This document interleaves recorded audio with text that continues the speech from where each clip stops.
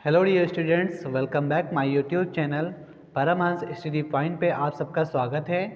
जैसा कि आज हम पढ़ाएंगे कक्षा 12 की फिजिक्स, जिसमें ये बोर्ड एग्जाम के लिए काफ़ी इम्पोर्टेंट टॉपिक है। सबसे पहले समझाएंगे कि वैद्युत आवेश क्या होता है, ये कहाँ से प्रकट हुआ या फिर ये कहाँ से आया और किसने इसको लाया। ठीक है, सबसे पहले वैद्युत आवेश या इलेक्ट्रिक चार्ज के बारे में बात करेंगे। सबसे पहले थेल्स नामक वैज्ञानिक ने 2500 ईस्वी पूर्व में, कब 2500 ईस्वी पूर्व में क्या किया, अंबर नामक पदार्थ को, अंबर नामक कोई पदार्थ था, इसको घर्षण करने के बाद, इसको क्या किया, घर्षण करने के बाद ये इसको, इस पदार्थ को कागज के टुकड़े या फिर तिनके के पास लाए। क्या किया, तिनके के पास लाए तो देखा कि ये कागज के टुकड़े और तिनके को अपनी ओर क्या करता है, आकर्षित कर लेता है। अंबर नामक पदार्थ क्या करता है, कागज के टुकड़े और तिनके को अपनी ओर आकर्षित करता है, लेकिन उस समय इस पर ध्यान नहीं दिया गया। फिर हमारे महान वैज्ञानिक गिलबर्ट आए। गिलबर्ट ने 1600 ईस्वी पूर्व में, गिलबर्ट ने क्या किया, 1600 ईस्वी पूर्व में बताया कि अंबर की ही तरह अन्य ऐसे भी अन्य पदार्थ हैं जो क्या करते हैं, वस्तु को अपनी ओर आकर्षित करने का गुण रखते हैं, जैसे आबनूस, लाख, कांच, आबनूस, लाख, कांच और गंधक। ठीक है, ये पदार्थ क्या करते हैं, अगर इनको आपस में घर्षण करते हैं तो ये वैद्युतमय हो जाते हैं और दूसरी वस्तु को अपनी ओर आकर्षित करते हैं। ठीक है, तो हम क्या कहेंगे, अब वैद्युत आवेश क्या होता है, किन्हीं दो पदार्थों को आपस में घर्षण करने पर उसमें वैद्युत प्रभाव और कौन सा, चुंबकीय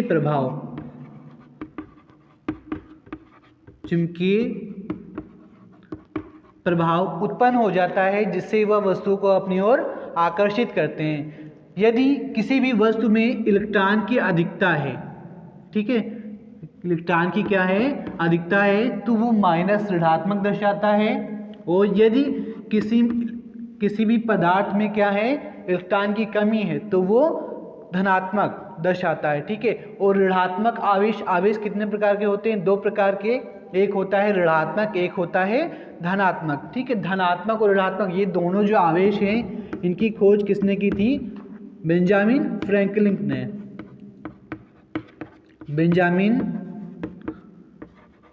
फ्रैंकलिन ने क्या किया था, फ्रैंकलिन नामक वैज्ञानिक थे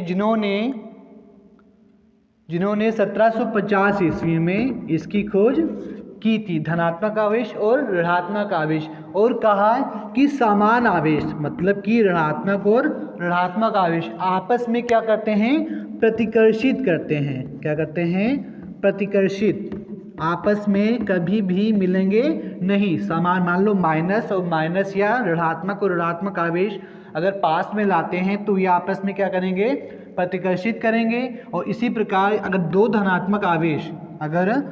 धनात्मक आवेश लाते हैं तो वो क्या करेंगे, प्रतिकर्षित करेंगे। लेकिन इसका स्क्रीनशॉट डालना चाहे तो ले लीजिए।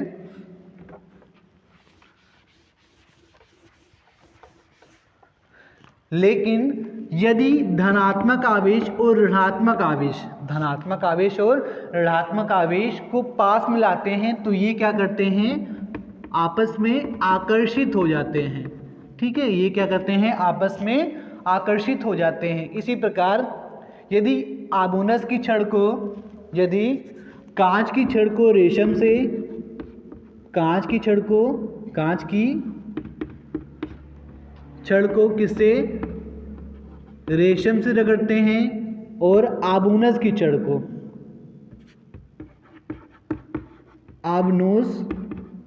की छड़ को किस तरह रगड़ते हैं? बिल्ली की खाल से।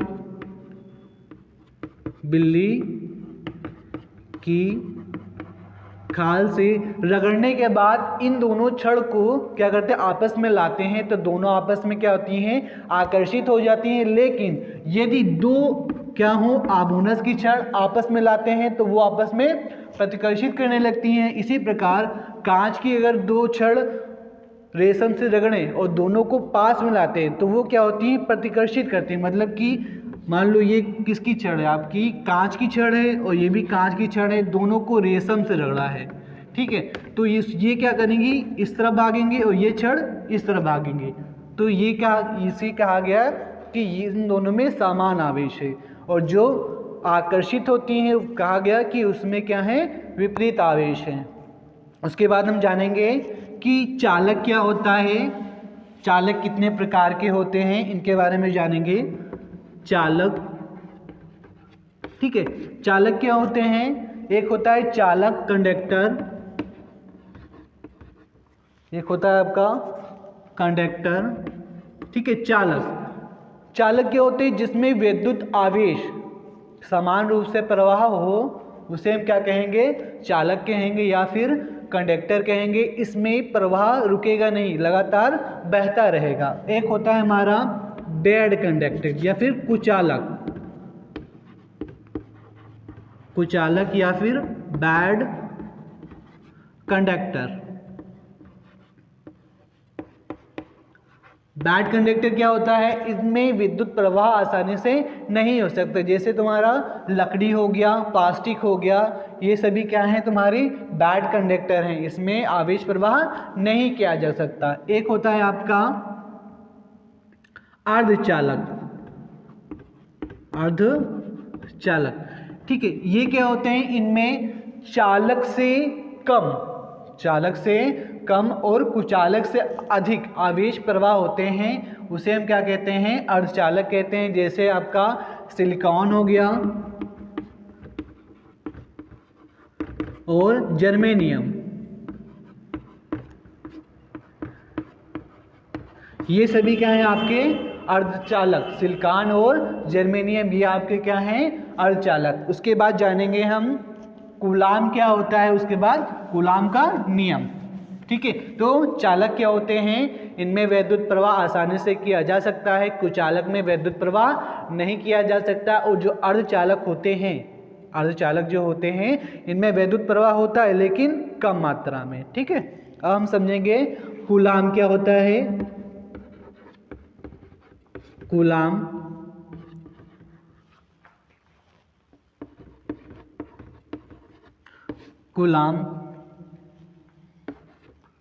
कूलाम क्या होता है? किसी चालक में 1 सेकेंड में जितनी वैद्युत धारा प्रवाहित हो रही हो वही क्या कहलाता है?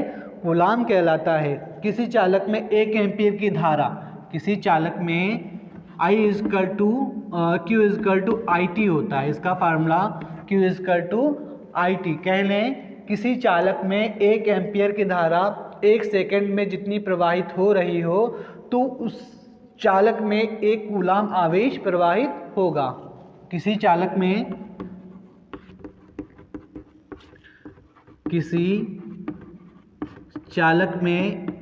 1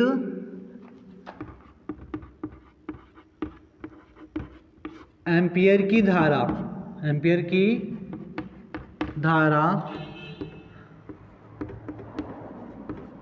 प्रवाहित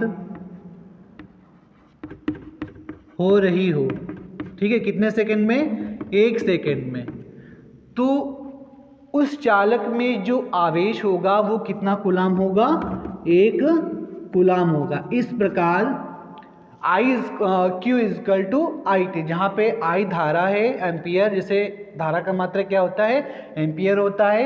T टाइम है, टाइम का मात्रक हमारा सेकंड होता है, ठीक है। तो कूलाम क्या कहेंगे? यदि किसी चालक में 1 एम्पियर की धारा 1 सेकंड में प्रवाहित हो रही हो या फिर बह रही हो तो उस चालक में 1 कूलाम का आवेश उत्पन्न हो जाएगा। इसका स्क्रीनशॉट लेना चाहिए, ले लीजिएगा। यहाँ से हम बीमा भी निकाल सकते हैं। Q= ये आपका एम्पियर है, एम्पियर को ए से डिनोट करते हैं, टाइम AT हो जाएगा। ठीक है, इसका जो बीमा हो जाएगा वो क्या हो जाएगा AT, आवेश या कूलाम। कूलाम का जो बीमा होगी वो तुम्हारा क्या हो जाएगा AT। इसकी शॉर्ट ले लीजिए इसका। फिर हम पढ़ाएंगे आप लोगों को कूलाम्स का नियम, man importance, very very important topic, coulombs का नियम। कूलाम का नियम, ठीक है, कूलाम्स लॉ। देखो इसमें कहा गया, इसमें क्या कहा गया, मान लो कि दो आवेश हैं Q1 और Q2, Q1 और Q2, और ये कितनी दूरी पर रखे हैं, R दूरी पर रखे हैं।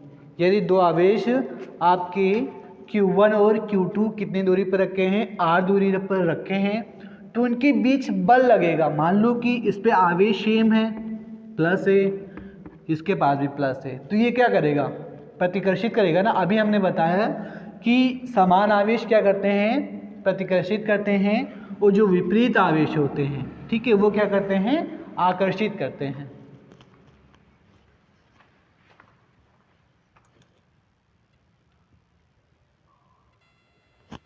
कूलाम्स का नियम क्या होता है इसके बारे में जानेंगे। इसमें कहा गया है किन्हीं दो आवेशों के बीच, किन्हीं दो आवेशों के बीच, किन्हीं दो आवेशों के बीच लगने वाला आकर्षण और प्रतिकर्षण, आकर्षण और कौन सा, प्रतिकर्षण। आकर्षण कब होगा, जब हमारे क्या होंगे, आवेश विपरीत होंगे, और प्रतिकर्षण कब होगा, जब हमारे आवेश क्या होंगे, समान होंगे, दोनों आवेश क्या होंगे, समान। तो किन्हीं दो आवेशों के बीच लगने वाला आकर्षण और प्रतिकर्षण बल दोनों आवेशों के गुणनफल के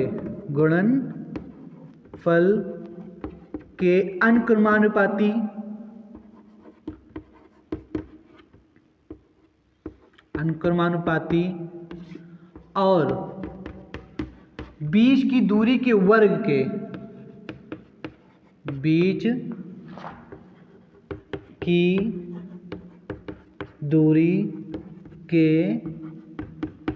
वर्ग के व्युत्क्रमानुपाती होता है,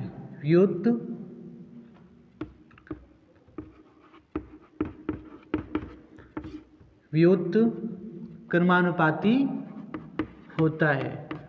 ठीक है, ये किसमें बताया गया, कूलाम्स के नियम में, कि किन्हीं दो आवेशों के बीच लगने वाला आकर्षण और प्रतिकर्षण बल दोनों आवेशों के गुणनफल के अनुक्रमानुपाती, मान लो F अनुक्रमानुपाती Q1 और किसके, Q2 के, है ना, और F व्युत्क्रमानुपाती बीच की दूरी के वर्ग के व्युत्क्रमानुपाती होगा। इसको नोट कर लीजिए, फिर आगे दिखाते हैं। किन्हीं दो आवेशों के बीच लगने वाला आकर्षण और प्रतिकर्षण बल दोनों आवेशों के गुणनफल के अनुक्रमानुपाती और बीच की दूरी के वर्ग के क्या होगा, वो व्युत्क्रमानुपाती होगा।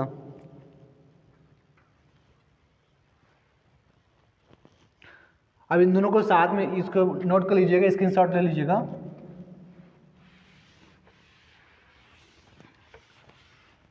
अब इन दोनों को साथ में लेंगे तो F Q1 Q2 अपान का R का स्क्वायर हो जाएगा।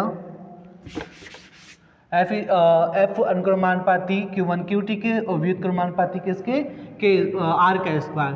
और यहाँ पर F equal to K Q1 Q2 upon R square, जहाँ पर K इक्वल टू क्या हो जाएगा, 1/4 पाई एप्सिलॉन नॉट। क्यों होगा, क्योंकि यहाँ पर जो आवेश हैं वो निर्वात में रखे गए हैं, और यहाँ पर K क्या है, निर्वात की वैद्युतशीलता, निर्वात की वैद्युशीलता क्या है आपका, वैद्युशीलता के। अब यहाँ पर के स्थान पे क्या रखेंगे हम, 1/4 pi epsilon not Q1 Q2 अपान का R का स्क्वायर, और यहाँ पे 1/4 पाई एप्सिलॉन नॉट इसकी वैल्यू होती है 9 गुणे 10 की पावर 9, 9 गुणे 10 की power 9 newton metre square, newton metre square प्रति कूलाम स्क्वायर। क्या होगा, 9 गुणे 10 की पावर 9 न्यूटन मीटर स्क्वायर प्रति कूलाम स्क्वायर। ठीक है, और यहाँ पर एप्सिलॉन नॉट इसकी भी वैल्यू होती है, एप्सिलॉन नॉट की वैल्यू कितनी होती है 8.85 इंटू 10 की पावर माइनस का 12 इंटू 10 की पावर माइनस का 12 कूलाम स्क्वायर प्रति न्यूटन मीटर स्क्वायर, प्रति न्यूटन मीटर स्क्वायर। और इसकी जो बीमा होती है एप्सिलॉन नॉट की क्या होती है, m की पावर माइनस का 1, m की पावर माइनस का 1, l की पावर माइनस का 3 ml t और a t की पावर 4 हो जाएगा, और a का स्क्वायर t की पावर 4 और a का स्क्वायर। ये हमारी क्या है, बीमा है। अगर आप लोगों को बीमा निकालना है तो कमेंट बॉक्स में लिख दीजिएगा कि सर बीमा निकालना हमें बता दीजिए, तो हम उसके लिए अलग से वीडियो बना देंगे। ये आपकी बीमा हो जाएगी एप्सिलॉन नॉट की, कितना, m की पावर -1, l की पावर 3, t की पावर 4, a की पावर 2। अगर हमारी वीडियो आप लोगों को अच्छी लगी हो तो वीडियो को लाइक, चैनल को सब्सक्राइब और ज़्यादा से ज़्यादा अपने मित्रों के पास वीडियो को शेयर करें। धन्यवाद।